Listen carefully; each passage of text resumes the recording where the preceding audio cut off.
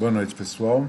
Nós vamos dar continuidade, né, aos nossos conteúdos nesse tempo de educação à distância.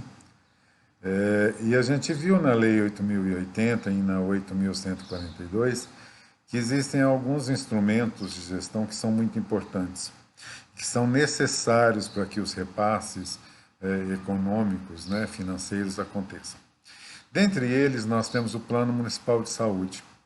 E o que a gente faz aqui hoje nessa aula é apresentar para vocês, de uma forma sucinta, de uma forma breve, de uma forma resumida, o Plano Municipal de Saúde de Sinop. Primeiro que ela é uma obrigação, por força de lei, né? Nós temos a obrigação, todo município tem a obrigação de realizar o seu Plano Municipal de Saúde, que na verdade é as suas pretensões, os seus planos em todas as áreas da assistência para os 4 próximos anos. O que nos chama a atenção primeiro é que o Plano Municipal de Saúde ele é feito para o segundo ano do mandato e o primeiro ano do mandato seguinte. O que significa hoje? O nosso Plano Municipal de Saúde vai de 2018 a 2021. Ou seja, cada gestão trabalha o primeiro ano da sua própria gestão com um plano realizado pela gestão anterior. Né? Isso é normal, é assim mesmo. O que a gente queria colocar aqui para vocês, primeiro, é que o Plano Municipal de Saúde ele tem a força de lei. Né? Ele tem algumas legislações do SUS que falam da obrigatoriedade, falam da necessidade de cada município organizar o seu plano municipal de saúde como requisito para a transferência dos recursos financeiros, como nós vimos na Lei 8.080 e na 8.142. Então, aqui na apresentação, nós temos, né, dentro do texto, uma referência à Lei 8.090 e ao Decreto 7508 de 2011, também um instrumento legal do SUS muito importante, e ele fala ainda da Lei Complementar 141 de 2012, que seriam, em suma, né, os 3 arcabouços legais que falam da obrigatoriedade da realização do Plano Municipal de Saúde. Aqui eles colocam ainda uma portaria de 2013, que também fala, né, e estabelece diretrizes para o planejamento do SUS. Lembrando que a elaboração do Plano Municipal de Saúde fica a cargo da própria Secretaria Municipal de Saúde, mas ele deve ser apresentado, submetido, apreciado e aprovado pelo Conselho Municipal de Saúde do município. O Plano Municipal de Saúde, a princípio, ele faz uma análise situacional do município. Ele vem avaliando uma série de dados demográficos, epidemiológicos, assistenciais do próprio município. E, logicamente, que aqui nós vamos pincelar com vocês os mais importantes, mas lembrar que o documento, né, o anexo do Plano Municipal de Saúde, vai estar na íntegra na plataforma para que vocês possam olhar detalhadamente o Plano Municipal de Saúde em todos os seus aspectos. Ele traz primeiro uma apresentação dos dados demográficos, né? Nós vamos ter sempre uma referência do IBGE. Aqui na época era o IBGE de 2016, que fazia alusão à população de Sinop de 132.934 habitantes. Sempre se compara o número de habitantes com o sistema de informação do Programa Nacional de Combate à Dengue, né, que é o CIS-PNCD. Porque esse combate, né, a dengue, é feito em todos os domicílios, e aqui se chegava à conclusão que em 2016 teriam 77.906 domicílios, significando que essa população do IBGE, de 132 mil, estaria abaixo do esperado, abaixo da realidade. O que a gente vê é que sempre existe, né, essa demanda, essa controvérsia entre dados de população que o próprio município apresenta e dados de população que o IBGE leva em consideração. A gente vai ver isso lá na frente, primeiro, porque esse interesse, que alguns, na verdade não é grande parte, alguns recursos passados para o município, né, através do SUS, do Fundo Nacional de Saúde, são baseados na população. Então é essa sempre o dilema, né, de querer comprovar que nós temos uma população maior do que, na verdade, aquela que o IBGE nos apresenta.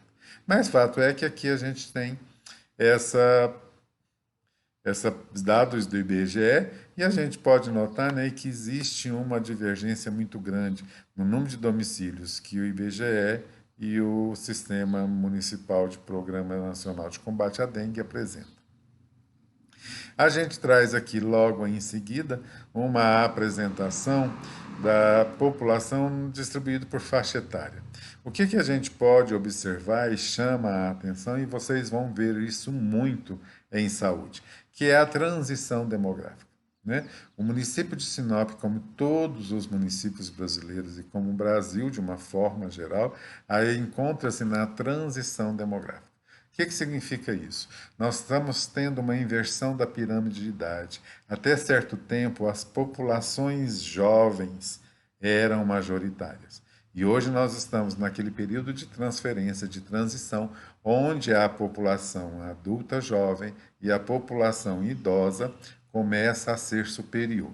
Logicamente, isso é reflexo do número, do decrescente número de filhos, né, que os casais brasileiros, na verdade, uma tendência mundial, apresentam.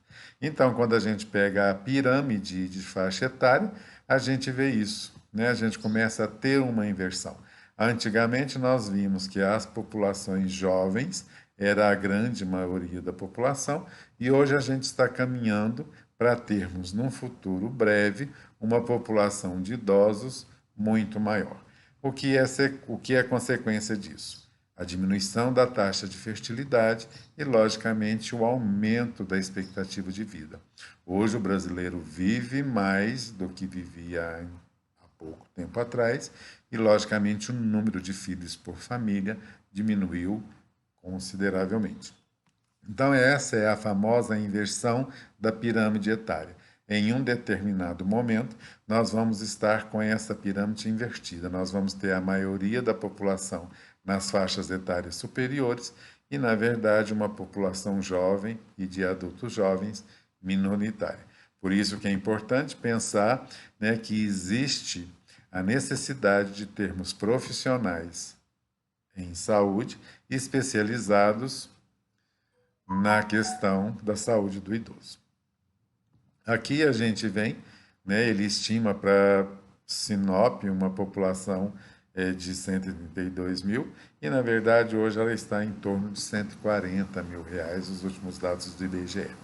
Aqui a gente compara, né, as taxas de crescimento de Sinop com o estado do Mato Grosso e no Brasil, e a gente vê o que a gente percebe, né, naturalmente no nosso dia a dia de quem vive em Sinop, nessa região do Teles Pires. Né? É uma região que tem um desenvolvimento superior ao do próprio Estado e, logicamente, superior ao do nosso país.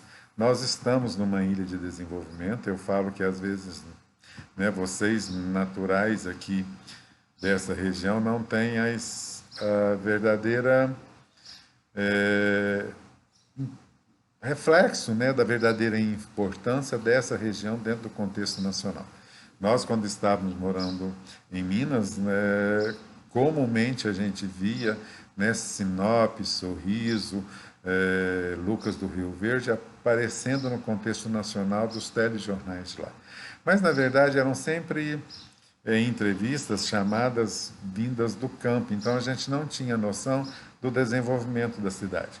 Mas, sem dúvida nenhuma, é uma região de extremo desenvolvimento, né, muito superior ao do próprio Estado e, logicamente, também ao do próprio país. Aqui ele faz uma distribuição da população em relação à zona rural e à zona urbana, né? Não existe nenhuma diferença ao resto do Brasil. Hoje a gente vê que a maioria absoluta das pessoas vive na zona urbana e na zona rural a gente tem um percentual de pessoas vivendo, muito pouco vivendo na zona rural. Logicamente, o êxodo rural, né? As pessoas saem do campo procurando nas cidades melhores condições de vida, de emprego, o índice de desenvolvimento humano que a gente já viu anteriormente. Aqui ele traz uma distribuição em relação a etnia, né, a gente vê que uma maioria absoluta ainda das pessoas se classifica como uma população branca, né? E a gente sabe que isso, na verdade, às vezes não é tão verdadeiro assim. Mas a gente traz aqui também a população indígena, porque é uma região de população indígena, 157 moradores de Sinop se afirmam, né, sendo descendentes da população indígena. Nós temos uma população carcerária em 2016 de 820 pessoas, né? Ela é muito importante porque é um sistema carcerário, né, muito desumano, é uma população carcerária que também precisa de assistência, não é porque cometeram alguns erros, né, que tem que ser sacrificados. E aqui também a gente traz o número de cães e gatos, né, para o Programa Nacional de Imunização, porque logicamente a vacinação dos cães e gatos é uma importante ação de saúde pública e logicamente que nós temos que ter esses dados cadastrados. Aqui a gente traz, né, aliás, o Plano Municipal de Saúde apresenta, né, a proporção o percentual da população que tem água encanada, energia elétrica e a coleta de lixo. E a gente vê que são índices, né, que batem próximo dos 100%. É pena que a gente não tem conhecimento de que esta água é distribuída e está sendo fluoretada, o que seria, sem dúvida nenhuma, uma grande política de saúde bucal. Aqui a gente traz o número de pessoas, né, inscritas no cadastro único e hoje a gente está vendo, em épocas de coronavírus, né, a importância de ter essas pessoas de baixa renda cadastradas, devidamente identificadas, para que elas possam ser localizadas e termos uma complementação de renda, que é extremamente importante, viu, gente? Embora bastante questionável, né, muitas pessoas falam de uma forma muito pouco consciente sobre a necessidade das pessoas terem uma complementação de renda, e a gente sabe que no Brasil de grandes desigualdades sociais, a complementação de renda é simplesmente necessária. Ele faz uma alusão, né, ao Índice de Desenvolvimento Humano, ao IDH, de Sinop é 0,754. O Índice de Desenvolvimento Humano, vocês devem ter visto isso no primeiro período, vamos refrescar a memória. Ele leva em consideração o PIB, que é o Produto Interno Bruto, né? Ou seja, a riqueza da pessoa, do município, mas das pessoas não, do município, mas leva em consideração também a questão da escolaridade e também da expectativa de vida. Então, o Índice de Desenvolvimento do Sinop é de 0,754. Né? Se não me engano, ele está entre a quinta posição dentro do estado do Mato Grosso. Eu acho que o primeiro IDH, logicamente, é Cuiabá, depois nós temos Rondonópolis, Nova Mutum e Sorriso, e depois Sinop. Logicamente, ele traz dados da educação, né, do censo escolar, né, e aqui vem a estatística de alunos, né, distribuídos por categoria, a educação profissional, a educação regular, o EJA, que é ensino de jovens e adultos, né, é a alfabetização de adultos, aqui a educação especial, que na verdade se concentra dentro da PAI, e o total de alunos do município. Logicamente, ele faz uma alusão aos principais centros de ensino superior que a cidade possui, né, a gente sempre coloca que toda a cidade que se destaca como polo de desenvolvimento, ela é polo de desenvolvimento econômico, de educação superior e de saúde. E Sinop tem esses três pontos de desenvolvimento, por isso que assume dentro da região Telespires uma situação de destaque. Ele faz uma alusão especial ao CIES, que é como a Comissão de Integração e Ensino-Serviço, que é muito importante porque é ela que possibilita que exista uma atuação dos acadêmicos, né, e também dos alunos dos cursos técnicos dentro das unidades de saúde, e educação e de assistência social que são mantidas pela prefeitura. Né? A Unifacip tem uma parceria extremamente vigorosa com a Secretaria Municipal de Saúde, porque a partir de um certo período, todos os nossos alunos desenvolvem, né, algum tipo de estágio em alguma unidade